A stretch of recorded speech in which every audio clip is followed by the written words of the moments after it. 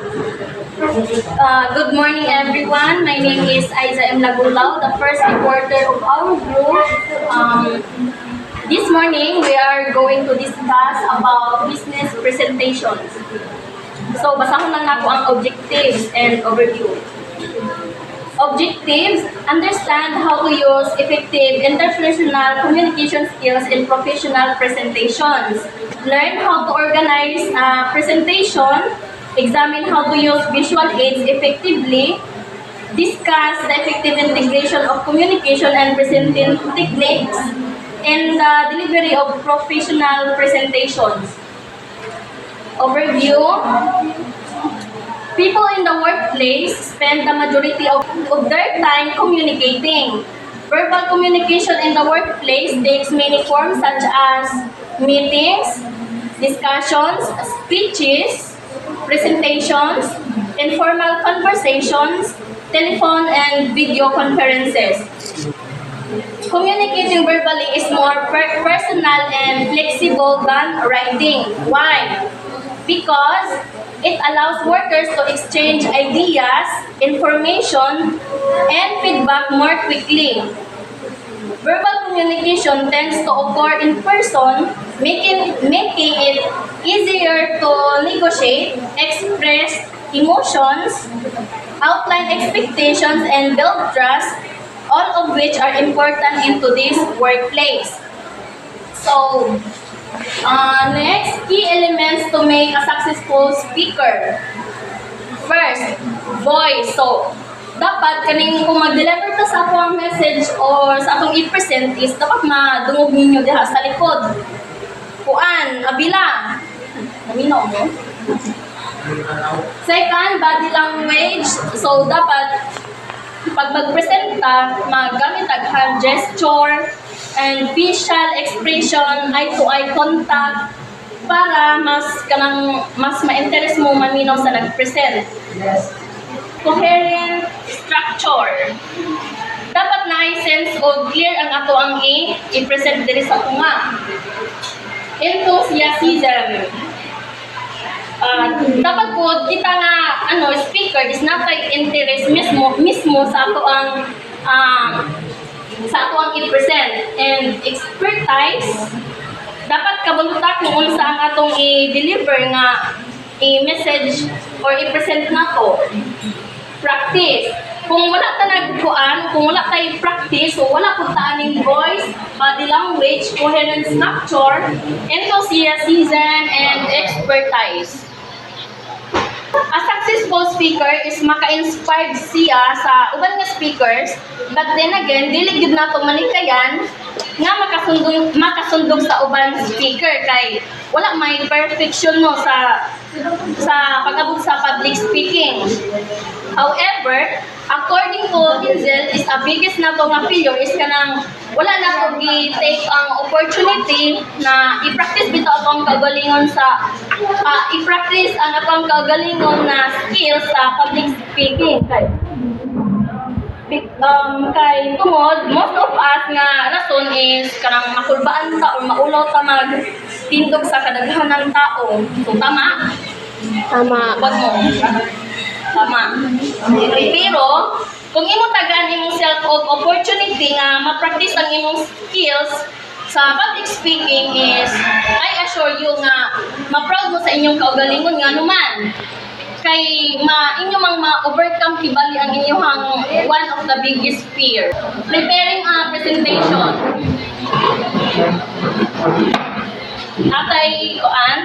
Preparing a presentation, develop your message while keeping in mind the format, audience, style, and tone. First, you'll need to think about the format of your presentation. So, first is one. Let's say for example, naman yung tayo mga participants no nga mga lagyo bitaw. So, ang atong gamiton nga format is kanang like for example, teleconference or webinar. Para mag-appeal po itong mga lagyo and i-make sure po na to nga before ta mag-start sa atong i-present is maka-access yun sila. And after you choose sa imong format, second is dapat nakabalo kung kinsa ato ang audience. Kung kini ba siya is atong i-present para sa pangbata or dili ka mga pang-adult. Next, consider the style of your presentation. So, style is all about your personality. Meaning, kung ang imong style is prefer nimo i-present ang imong message formally, so dili kay kaga-interact sa imong mga audience. Or perhaps prefer nimo nga more conversational and informal style kanang wala ka kanang dala bitaw ka magpagatawa, adisir ka mag-deliver sa imuhang message para po dili matiod og katugon ang imuhang mga audience. Finally, you select a tone for your presentation. So, your voice, body language, level of self-confidence, kanang sa imuhang panuot, and use of space all contribute to the mood that your message takes on. Consider how you want your audience to feel when they leave your presentation and approach it in that mood, in that mind. So, next, presentation purpose. Your presentation will have a general and specific purpose. General purpose may be to inform or panghikayat or entertain. Meaning, ang speech nimo na imong gi-develop is you trying to provide an informational. Unlike a specific purpose addresses to inform, persuade, or entertain your audience with your main topic of your speech. Meaning, you try to direct to the point kung saan ang imong gusto na ipasabot sa imong message. So, mo yung kalahian sa general purpose and specific purpose. Incorporating back channels. These secondary or additional means of interacting with your audience are called back channels. And you might decide to incorporate one in your presentation depending on your aim. They can be helpful for engaging more introverted or maulawon na members of the audience nga dili comfortable nga makik-interact sa kadaghanang tao. So, diba, karon nga panahon is pwede na ta makagamit og Facebook, Instagram, and Twitter na makatabang sa tuwa para ma-spread ang ato ang message and maka-share po sila sa ilang opinions related sa imuhang message na imong gi-present on their networks. Because of this, back channels are often incorporated into conferences. They are helpful in marketing the conference and its speakers both during and after the event. Developing the content. Introduction. Needs an attention grabber to get your audience interested. So, kaning subject statement, no? Kaning subject statement, audience reference, quotation, current event, historical event, anecdotes, surprising statement, question, humor, and personal reference is gisend na po niyang iyahang nasa meaning and example sa GC, gisend na po para mabasa po yun. So, mo ni ang kuan, pwede ninyo ibutang sa inyo ang introduction kung mag-develop ng content. After the attention getter comes the rest of your introduction, it needs to do the following. First, capture the audience interest, state the purpose of your speech, establish credibility, give the audience a reason to listen, and signpost the main ideas. So, una nimong buhaton is kung nimong interest sa imong audience. Next, i-share nimo kung sa imong purpose sa imong speech. Establish credibility, give the audience a reason to listen. So, tagaan nimo imong audience na kailangan nila maminaw sa imo. signpost the main ideas. So, next, body. Focus on the specific points you would like to communicate to your audience. First, natay koan, rhetoric and argument sa ang body. So, duha ni sila. Rhetoric, argument, and organization. So, first, rhetoric and argument. Your audience will think to themselves, why should I listen to this speech? One of the best things na imong buhaton as speaker is to answer these questions early in your body. Kung wala pa nimong ninahuman in your introduction, this will serve to gain their support early and will fill in the blanks of who. So, sa body pa lang, mahibalaan na sa audience kung kinsa ang mga tao dito sa imong gibutan sa speech. What? Kung sa ang nahitabo or where, kanus ang nahitabo, where, asa nga place nahitabo, why, nganong nahitabo, and how, yung sa pag-resolve ang argument. Next, organization. So, an organized body helps your body to follow your speech and recall your points later. So, organization meaning kanang para ma-organize, para mas makasunod ato ang audience. Concluding on a high note, let the audience know you're finished. Meaning, isamarin na lang nimo kung sa itong mga importante nga message sa imong speech para hinumduman nila og balik o para pud sa mga bago pa nakapaminaw sa imong speech. Presentation aid. 1. Can be enhanced by the effective use of visual aids. So, make your speech more interesting. Second, enhance your credibility as a speaker. Guide transitions, helping the audience stay on track. Communicate complete information in a short time. Reinforce your message. And encourage retention. So, maulang naipangutana? Wala pangutana additional? Wala. So, good morning everyone and the second reporters. And my assigned topic is methods and material. So, there are many different presentations aid available. Before we decide on presentations aid, think carefully about the plan or using it and how it will enhance your presentation. First is, so side gigs, pasabot na nila is, kalamit ang ginagamit nato na kalang PPT, kalang mga PPT, kalang PowerPoint, mo na siya. So advantage kayo may tip kanya itong gamito na presentation guide. Dira ba kay sa PPT ra ba is pwede ka makabutang og image, mga pictures, and maka-play ka og mga videos. Pero ang disadvantage ani is what if magubay mong gigamit na laptop?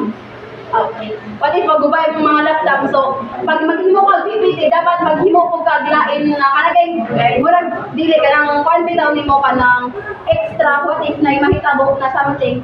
So, nakay lain na gamiton.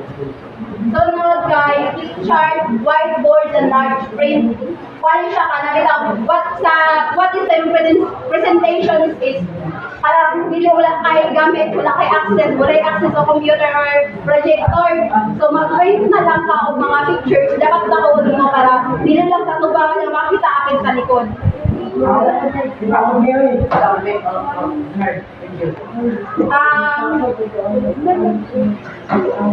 ang ikatlo is handout. So handout, pag ikaw si presenter is dapat maghatag handout after sa imong after sa imong presentation, ganun sa after sa presentation man may handout o pwede naman sa beginning.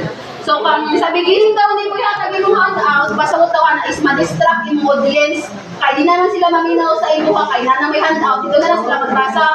Pag once dapat daw, pag beginning pa lang daw sa imong presentation, pag imo na daw kadaan na palang nakay handout ihatag before the one para dili na sila mag-take pictures para makapokus na sila paminaw sa imo mga Sunod ay demonstrations and tactile aid. Paano kita na, di ba, pag once yung presentation is nakakay ka na bitaw, nakakay himuon na something ka ng ito ka ng luto-luto, di ba, step by step. So, mas advantage daw if magamit ka ng ani demonstration. Like, step 1, ka ng step 1, talagang cooking show. I-abilin mo pala ha. Kaya ka ng abilin mo kwan. Basta, masyag step by step. Oo, mga process. So, first is visual aid. So, can be a powerful tools when used effectively but run the risk of demonating your presentation. Visual aid is morning visual aid. Diba? Advantage siya kay, di naman kailangan, di na wala na yung rason para kaya bitaw, basit mawala yung presentation or something, kaya mo naman gisulat. Pero, di ba, ang disadvantage diri kay what if imong reporting is like video. So, wala disadvantage. So, designing siding. So, kulang na siya diri ka. You might be overwhelmed by the possibilities and tempted to the use of the details. So, what are the examples?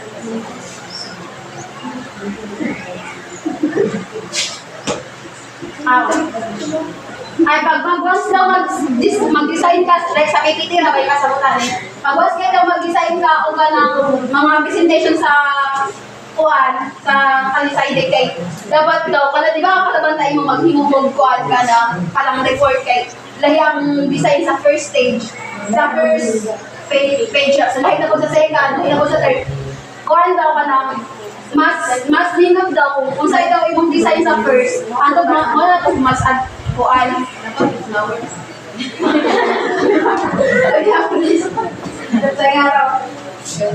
Sunod is, so mauli ang kuan na kanya, your visual aid should meet the following criteria.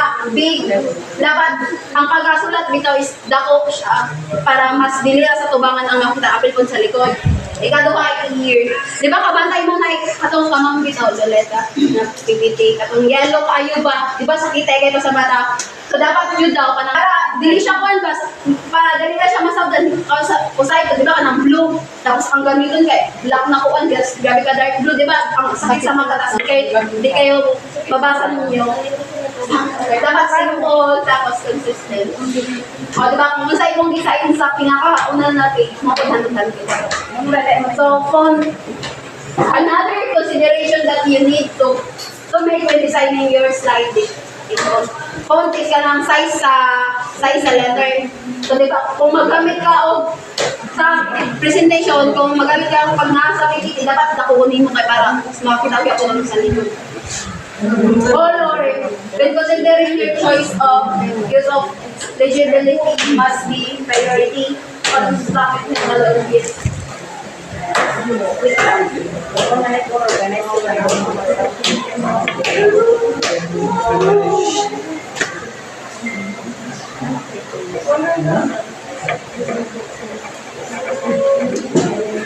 Basta, mura gyapon to pag sa presentation kay ang color gyapon dapat nakita ko mag-attract mo. Dili kayo grabe ka mga dark kay di ba di halos masabtan mas minutong mukha nila no bitaw sa mata. Rehearse. Sige, pag-rehearse, di ba? To deliver your presentation to the best of your ability and to reduce your nerves. Di ba, pag magkuhan ka, pag ikaw sa presenter, like ako, reporters, di ba, bisag andam na tanan kay, di ba, makulbaan, gihapon ka. So, mas nindot daw, mas advantage daw pag, sige daw pag-practice, para daw makuhan-kuhan ang igong kakulba. Dress for success. Your appearance is an important part of your audience first impressions. If you want them to take you seriously, you need to talk the part. Di ba pag mag-present ka is hindi naman required yung sa insuoton. Pero dapat kung balita lang mag-present ka sa inyo nag-present ko sa inyo, so pag uniform, student man ta. Pero pag nato sa office, pag magkuhan ko kung kuan kay first impression daw kung pag magkuhan ka present ka imo jud daw una ilang di ba kami istorya pag putendo ka so ang first impression na nila is imo ang kuan set up your environment. Wala na kang sulatan. Kuha na siya. Parang di ba, nakaandam na tanan, presentation, no, kinatanan. Di ba, dili na maligaya na nain mo about na ka ng unexpected na mahitabo. Like, andam na tanan, naguba na yung laptop or something. Dapat, kung saan daw ka mag-present, i-check sa daw ni mo mga gamit ni mo ko. Okay ba? Sunod, guys. Your presentation. So, organize your presentation with a great visual as you are ready to present. Sige na. During the presentation, you are organize your presentation with a great visual aid and you are ready to present. You know how to deliver. You know how to deliver your presentations. Have the effective delivery the presentations. Climb and very managing your anxiety. Diba, studies have been done to access the nerve. Basta stress. Basta ka na bilang, di ba, pag mag-present ka is kung makulbaan ka.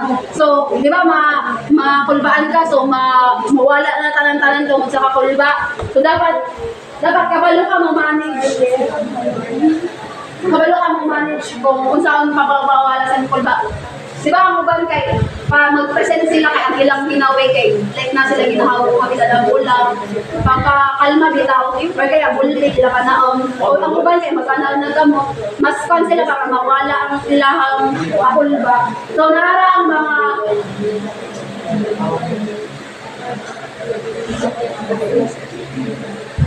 o mauling mga makatabang sa inyo para mas ma-reduce niyo ang inyong mga anxiety or while nag-present.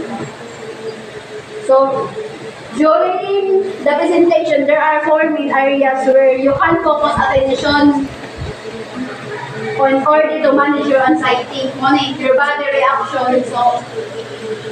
So physical movement, how to channel off the excess energy that you are responsible to anxiety. Di ba pag makulbaan ka, makita mo yung pag makulbaan ka, ayun ang pahalata. Kung mas ginahan ka para mawala-wala, is maglakaw-lakaw ka or imong kamot, imong liok-liok ka, mas pa. Attention to the audience. Di ba? During your speech, make a point of establishing direct eye contact with your audience member. Di ba pag makulbaan ka, kayo nakamutanaw sa imong mga audience. Like, magdunod ka lang ka or kayo magbasa. Mas nindot daw na di ka mapahalata, tapos dapat daw makapokus ka na daw sa imong mga audience. If a sense of humor, no matter how well we plan and unexpected things happen, that fact is what make the public speaking situations so interesting. So, di ba mo ito, nakainom ko ba na ganito, kung sa nakakaandam, na di makahitabo na sa kuwan, dapat, di ka pong ka magpakalata, naging kalma lang. Stress management technique na ito makabuko. Visualization, managing the details of what the success speech would look and sounds like from beginning to end. Systematic desensitization, gradual exposure to the things that causes fear in case giving a speech. Okay na. Good morning everyone, I'm the last reporter. So kanina ko is mura recap na namin sa business presentation gikan sa key elements to make successful speaker to preparing a presentation. So let's start. Focus on verbal communication techniques. Number 1 is speech. Ang kaning speech. Speech is mo niyang imong tingog kanang how you deliver the speech. Ba kanang okay ba? Kanang bitaw dili permente. Ay tanto na tuno imong pagka-deliver sa imong istorya. Ang dili ka murag bobot ng istorya dapat kuan siya kanang o kanang With feelings. o kanang na basta muna muna next is volume. Kaning volume is muna ka gusgon sa imong tingog. So kailangan kung magyaw-yaw ka natatapo ka sa imong palibot kung first ani gamay ra. So di mo ka mo singgit kay kasi mo siya po ni mga kumanamig na mo gusto ko na ka. Pero kada bang kuan dako na yung large na sa large place na sa speech. Kaya dapat dako ang gyud nimo tingog kanang maabot sa tungkan likod.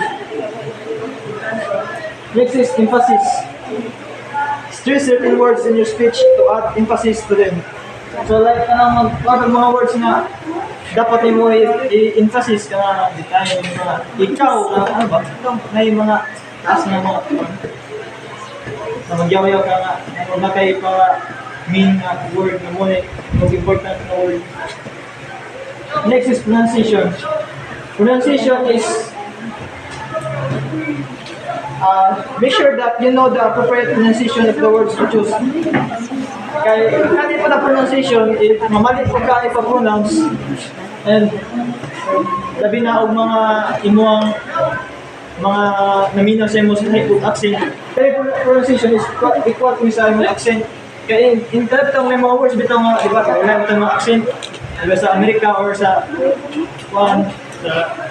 Amerika or American basta mga laylay basta mga kasi high lang panay sa laylay mga accent basta mga dapat mga dili kung unsay gamuan ha Example daw. laylay sa to hilok bro unsay accent ay unsay mag nila pa mo ko imo diba sa speech para sa malibog bitaw sila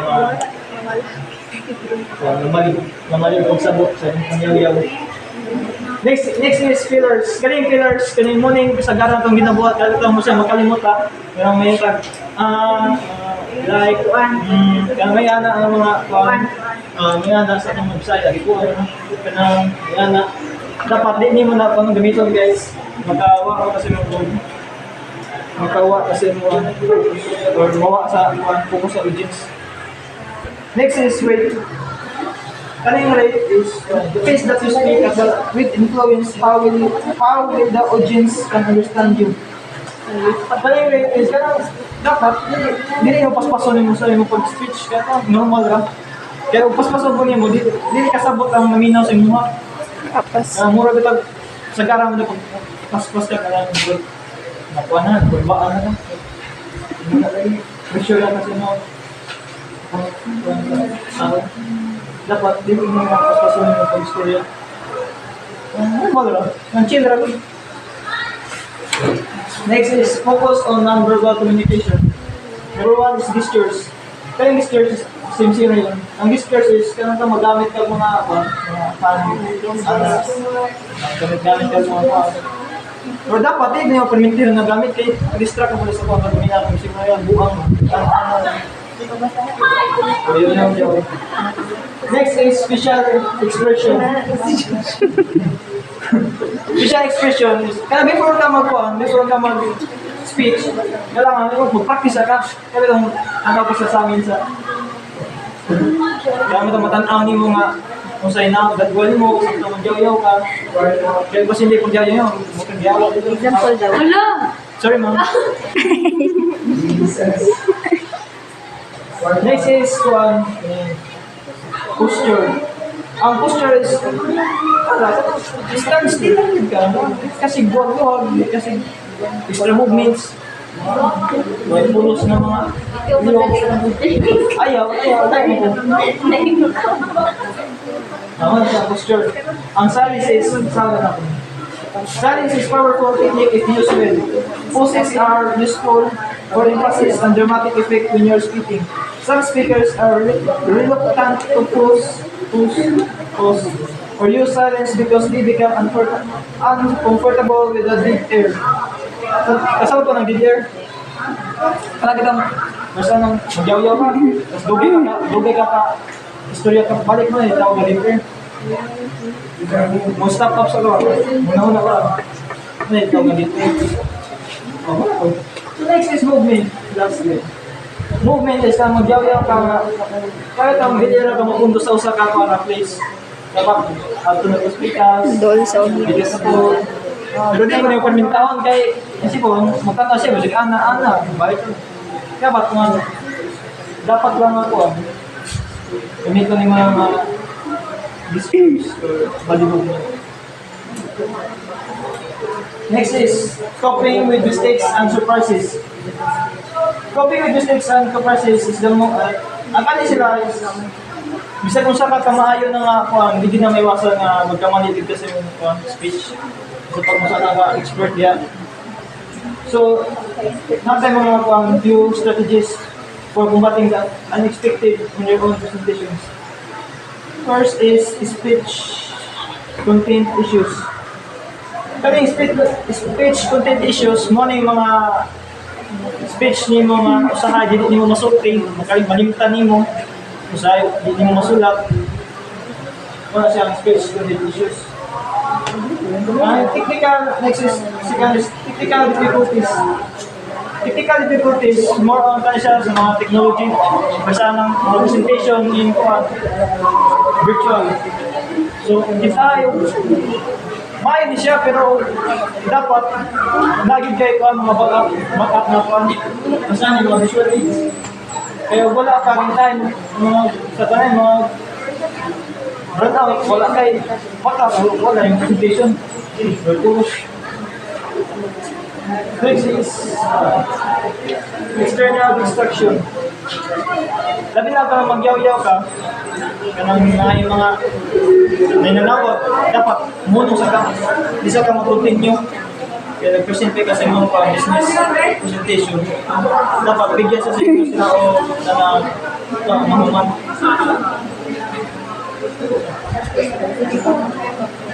Next is reading your objects.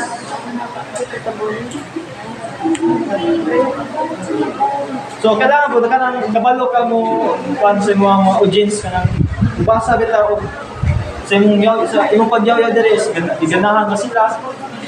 Agree ba sila sa imong pang yawit sa ibangan? Kuan ba kanang okay ba sila kanang wala bitaw sila ito? Sila yun.